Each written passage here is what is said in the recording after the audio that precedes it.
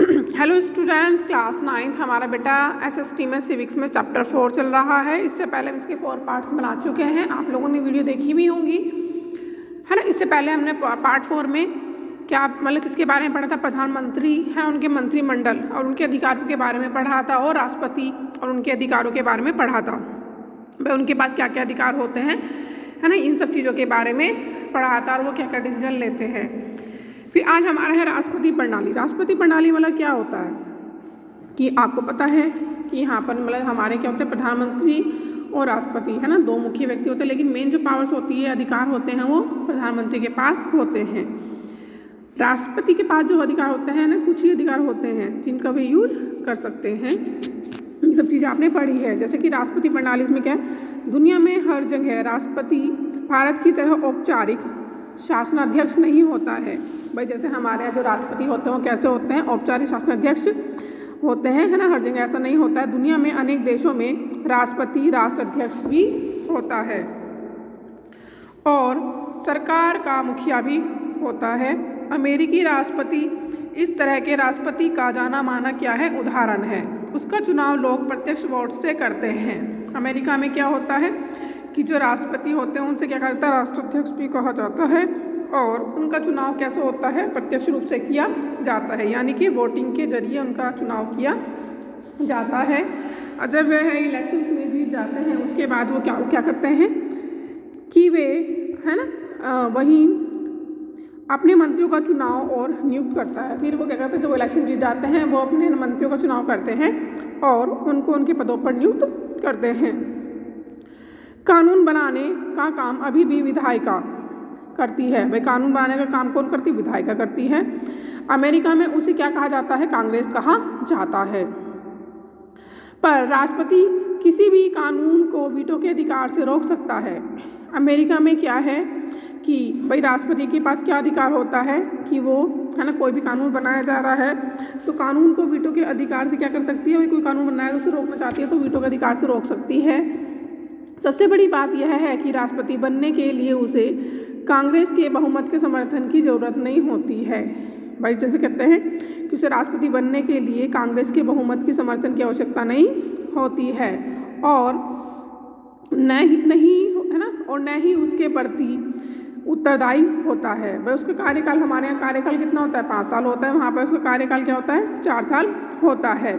और अपनी पार्टी का कांग्रेस में बहुमत न होने पर भी वह आराम से अपना कार्यकाल को पूरा कर सकता है।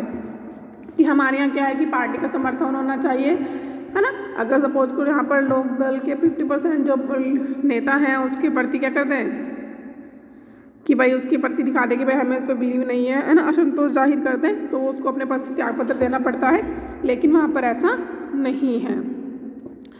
अमेरिकी मॉडल को लतीनी अमेरिका के अनेक देशों और सोवियत संघ का हिस्सा रहे कई देशों में अपनाया गया है। चूँकि भारत में के इस स्वरूप में राष्ट्रपति की भूमिका केंद्रीय होती है, इसलिए उसे राष्ट्रपति प्रणाली कहा जाता है। ब्रिटेन के मॉडल को मानने वाले भारत जैसे देशों में संसद ही सर्वोच्च होती है। हमारे यहाँ सर्वोच्च किसको माना जाता है, संसद को ही सर्वोच्च माना जाता है। हम कौन से मॉडल को फॉलो करते हैं, ब्रिटेन के मॉडल को मानने वाले, ठीक। इसलिए हमारी प्रणाली को शासन ही संसदीय प्रणाली कहा जाता है। अब आता है न्यायपालिका। न्यायपालिका क्या होती है, इस बार भी हम सरकारी आदेश की उसी कहानी पर लौटते हैं जिससे हमने शुरुआत की थी। इस बार हम कहानी को याद नहीं करेंगे, बस यह कल्पना करेंगे, मतलब इमेजिन करेंगे कि यह कहानी कितनी अलग हो सकती थी। याद कीजिए इस कहानी का उस समय संतोषजनक अंत हो गया। भाई वहाँ पर क्या हो गया, अगर हम उस स्टोरी को, हमने चैप्टर स्टार्ट किया था, हमने एक स्टोरी से स्टार्ट किया था, अगर हम उस स्टोरी को लेकर चले तो उसका क्या हो गया था, संतोषजनक अंत हो गया। भाई किसके द्वारा, उच्च न्यायालय के द्वारा, है ना, सर्वोच्च न्यायालय द्वारा फैसला सुनाया गया था। जब सर्वोच्च न्यायालय ने फैसला सुनाया उसे हर किसी ने क्या कर लिया, स्वीकार कर लिया। कल्पना कीजिए कि निम्नलिखित परिस्थितियों में क्या होता। देश में सर्वोच्च न्यायालय जैसा कुछ नहीं होता, है ना। अगर हमारे सपोज को हमारे यहाँ पर सर्वोच्च न्यायालय नहीं होता तो फिर डिसीजन कैसे लिया जाता, है ना। सर्वोच्च न्यायालय तो होता पर उसके पास सरकार की कार्रवाई को रोकने का अधिकार नहीं होता। बट ठीक है, सर्वोच्च न्यायालय हो गया, लेकिन है ना उसके पास कोई अधिकार नहीं है कि भाई वो क्या कह रहे हैं उन अधिकार है ना उन कार्यवाही को किस तरह से भाई उनको चेक करता है ना आंकता, ये नहीं होता। उसे अधिकार तो होता मगर सर्वोच्च न्यायालय से कोई निष्पक्ष न्याय की उम्मीद नहीं रखता। भले ही वह निष्पक्ष फैसला सुना देता लेकिन सरकार के आदेश के खिलाफ अपील करने वाले उसके फैसले को नहीं मानते। तो अगर इस तरह की कंडीशन होती तो फिर तो बहुत ज़्यादा प्रॉब्लम है ना सामना लोगों को करना पड़ता है। इसी वजह से लोकतंत्रों के लिए स्वतंत्र और प्रभावशाली न्यायपालिका को जरूरी माना जाता है। वो कहते हैं भाई यही एक कारण है जिसमें भाई लोकतंत्रों के लिए है ना स्वतंत्र और प्रभावशाली। स्वतंत्र मतलब कि भाई हमारी जो न्यायपालिका उस पर किसी का प्रेशर नहीं होना चाहिए है ना, वो निष्पक्ष होकर क्या कर सके अपना डिसीजन सुना सके, यह बहुत ज़रूरी माना जाता है। देश के विभिन्न स्तरों पर मौजूद अदालतों को सामूहिक रूप से क्या कहा जाता है, न्यायपालिका कहा जाता है। यहाँ पर ये पिक्चर शो की गई है कि इसमें क्या दिखाया जा रहा है, भाई संयुक्त राज्य अमेरिका में न्यायाधीशों को उनके राजनीतिक विचार और दलील जुड़ाव के आधार पर नियुक्त करना एक आम बात है। यह काल्पनिक विज्ञापन वहाँ सन 2005 में एक कार्टून के रूप में छपा। उस समय राष्ट्रपति बुश अमेरिकी सर्वोच्च न्यायालय में मनोनयन के लिए विभिन्न उम्मीदवारों के नाम पर विचार कर रहे थे। यह कार्टून न्यायालय की स्वतंत्रता के बारे में क्या कहता है, हमारे देश में इस तरह के कार्टून क्यों नहीं छपते, क्या यह हमारी न्यायपालिका की स्वतंत्रता को दर्शाता है ना भाई। जाहिर है कि वो हमारे यहाँ कंट्री की भाई स्वतंत्र न्यायपालिका को ही शो करता है कि भाई इसमें क्या दिखाया गया है, wanted supreme court justice no experience necessary please top tier court seeks है ना liable little non entity some light typing required must be able to say things like the president is the most brilliant person I have ever met with a straight face all outsides है ना need not apply। मतलब यहाँ पे ये है ना विज्ञापन वगैरह है ना छपा है, वो इसके बारे में क्या बता रहे हैं कि भाई यहाँ पे वही क्या वो शो करना चाह रहे हैं ऐसे है ना के जरिए कहते हैं इस काल्पनिक विज्ञापन में लिखा है आवश्यकता है सर्वोच्च न्यायालय के न्यायाधीशों की। भाई किसकी आवश्यकता है, सर्वोच्च न्यायालय में न्यायाधीशों की आवश्यकता है। कोई पूर्व अनुभव जरूरी नहीं, भाई उन्हें पहले से कोई अनुभव होना की आवश्यकता नहीं है। कुछ टाइपिंग आना आवश्यक है, वह बिना हिचकिचाए ऐसी बातें कह सके। मैं अभी तक जितने लोगों से मिला हूँ उनमें राष्ट्रपति जाजू सबसे अधिक प्रभावशाली हैं। कोई भी भारी व्यक्ति आवेदन न करे। मतलब वहाँ पे इस तरह की कहते हैं कि भाई इस तरह की मतलब वहाँ पे ये चीज़ें वगैरह है ना प्रिंट होती रहती है।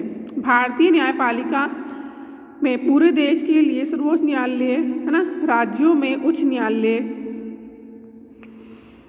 जिला न्यायालय और स्थानीय स्तर के न्यायालय होते हैं। भारत में न्यायपालिका एकीकृत है। भाई हमारे न्यायपालिका कैसी है, एकीकृत है। इसका मतलब यह है कि सर्वोच्च न्यायालय देश में न्यायिक प्रशासन को क्या करता है, नियंत्रित करता है। देश के सभी अदालतों को उसका क्या करता फैसला मानना होता है। इनमें से किसी भी विवाद पर सुनवाई कर सकता है। वह देश के नागरिकों के बीच कोई भी मैटर हो वो उस पर सुनवाई करेगा। नागरिकों और सरकार के बीच हो, दो या उससे अधिक राज्यों के सरकारों के है ना, राज्य सरकारों के बीच हो, केंद्र या राज्य सरकार के बीच हो, है ना, इन किसी भी मामले पर वो क्या करता है, सुनवाई का कार्य करते हैं। यह फौजदारी और दीवानी मामले में अपील के लिए सर्वोच्च संस्था है। यह उच्च न्यायालयों के फैसलों के खिलाफ सुनवाई कर सकता है। भाई किसके खिलाफ, उस है ना कि यह भाई उच्च न्यायालयों के फैसलों के खिलाफ भी सुनवाई कर सकता है। न्यायपालिका की स्वतंत्रता का मतलब है कि वह विधायिका और कार्यपालिका की नियंत्रण में नहीं है। न्यायाधीश सरकार के निर्देश या सत्ताधारी पार्टी की मर्जी के मुताबिक काम नहीं करते हैं। इसी वजह से सभी आधुनिक लोकतंत्रों में अदालतें विधायिका और कार्यपालिका के अधीन नहीं होती। भारत ने इस लक्ष्य को हासिल कर लिया है कि राष्ट्रपति सर्वोच्च न्यायालय और उस न्यायालयों के न्यायाधीशों को प्रधानमंत्री की सलाह पर और सर्वोच्च न्यायालय के मुख्य न्यायाधीश के मशवरे से नियुक्त करता है। भाई यहाँ पे क्या बताया जा रहा है कि जो राष्ट्रपति होते हैं सर्वोच्च न्यायालय, उस न्यायालय के जो न्यायाधीशों को नियुक्त करता है वो प्रधानमंत्री की सलाह पर और सर्वोच्च न्यायालय के मुख्य न्यायाधीश के मशवरे पर ही नियुक्त करता है। व्यावहारिक तौर पर अब इस व्यवस्था में सर्वोच्च न्यायालय के वरिष्ठ न्यायाधीश सर्वोच्च न्यायालय और उच्च न्यायालयों के नए न्यायाधीशों को चुनते हैं। इसमें राजनीतिक कार्यपालिका की दखल की गुंजाइश बेहद कम होती है। वह सर्वोच्च न्यायालय के सबसे जो वरिष्ठ न्यायाधीश होते हैं वो क्या करते हैं, मुख्य न्यायाधीश नियुक्त किया जाता है।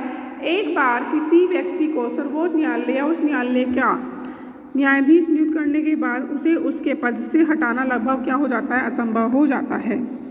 यहाँ पर वो ये बता रहे हैं कि भाई अगर सपोज करो ना सर्वोच्च न्यायालय या उस न्यायालय का जो न्यायाधीश के पद पर व्यक्ति नियुक्त किया गया उसे ना हटाना क्या होता है, मुश्किल होता है। उसे हटाना भारत के राष्ट्रपति को हटाने जितना मुश्किल है। जैसे हमारे यहाँ पर जैसे क्या है, राष्ट्रपति जी को एक बार है ना अपॉइंट किया जाता है तो उन्हें उनके पद से हटाना जिससे मुश्किल होता है, ऐसे ही उसको उसके पद से हटाना भी मुश्किल होता है। किसी भी न्यायाधीश को संसद के भाई किसी भी न्यायाधीश को उसके पद से हटाने के लिए वहाँ पर क्या करना पड़ता है, संसद के दोनों सदनों वहाँ पे संसद के दोनों सदनों में अलग अलग 2/3 बहुमत से अविश्वास प्रस्ताव पारित करके हटाया जा सकता है। भाई संसद के दोनों सदन से कितना, 2/3 बहुमत के है ना, कि वे लोग कहते हैं कि भाई अविश्वास पारित कर दे कि भाई हमें इन पर विश्वास नहीं है, तो ही उनके पद है ना उनको उनके पद से हटाया जा सकता है। भारतीय लोकतंत्र में ऐसा कभी भी नहीं हुआ है। भारत की न्यायपालिका दुनिया की सबसे अधिक प्रभावशाली न्यायपालिकाओं में से एक है। सर्वोच्च न्यायालय और उस न्यायालय को देश के संविधान की व्याख्या का क्या है, अधिकार है। अगर उन्हें लगता है कि विधायिका का कोई कानून या कार्यपालिका की कोई कार्यवाही संविधान के खिलाफ है तो वे केंद्र और राज्य स्तर पर ऐसे कानून या कार्रवाई को अमान्य घोषित कर सकते हैं। इस तरह जब उनके सामने किसी कानून या कार्यपालिका की कार्रवाई को चुनौती मिलती है, मतलब वो ये क्या बता रहे हैं कि भाई कौन सा, भैया केंद्रीय जो राज्य स्तर पर है ना ऐसे कानून या कार्रवाई को अमान्य कब घोषित किया जाता है कि जब उनके सामने किसी कानून या कार्यपालिका की कार्रवाई को चुनौती मिलती है तो वे उसकी संवैधानिक वैधता तय करते हैं। इसे न्यायिक समीक्षा के रूप में जाना जाता है। भारत के सर्वोच्च न्यायालय ने यह भी फैसला दिया है कि संसद संविधान के मूलभूत सिद्धांतों को बदल नहीं सकती। भाई संसद ना जो हमारे संविधान के मूलभूत सिद्धांत उनको बदल नहीं सकती है। जो हमारा भारतीय न्यायपालिका के अधिकार और स्वतंत्रता उसके मौलिक अधिकारों के रक्षक के रूप में काम करने की क्षमता प्रदान करते हैं। भाई हमारी जो न्यायपालिका है वो क्या है, स्वतंत्र और मौलिक अधिकारों की रक्षा करने का कार्य करती है। हम नागरिकों के अधिकारों वाले अध्याय में देखेंगे कि नागरिकों को संविधान से मिलने अपने अधिकारों के उल्लंघन के मामले में इंसाफ पाने के लिए अदालतों में जाने का अधिकार है। हाल के वर्षों में अदालतों ने सार्वजनिक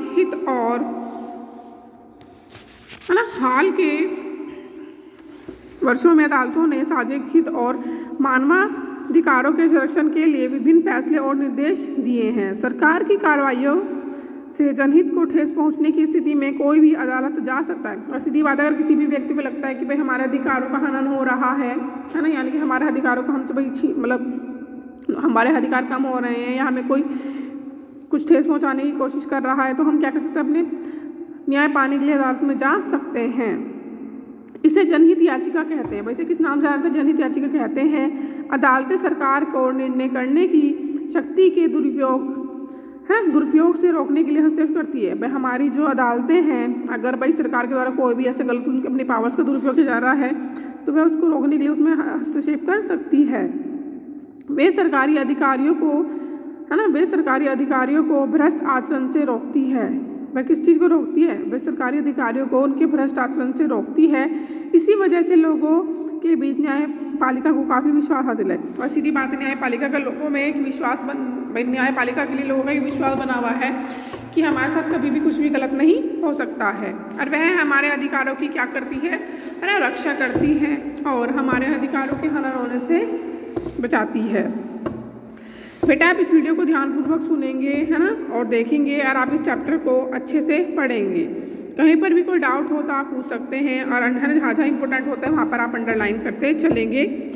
ठीक, फिर आपको बताया गया था आपको वेरी शॉर्ट क्वेश्चन आंसर आपकी नोटबुक में बनाने हैं है ना, वो आपको भी करने हैं, वो आपके चेक किए जाएंगे। फिर यहाँ पर कुछ चीज़ें बताई गई हैं, आपकी बुक में दी गई होगी, पेज नंबर 101 पर है। जैसे गठबंधन सरकार क्या होती है, कार्यपालिका सरकार, न्यायपालिका विधायिका, कार्यालय ज्ञापन, राजनीतिक संस्था, आरक्षण, राज्य, है ना, ये चीज़ें मतलब शॉर्ट रूप में बताया गया। आप इनको ध्यानपूर्वक पढ़ेंगे और समझेंगे। ठीक है बेटा, बाय, टेक केयर।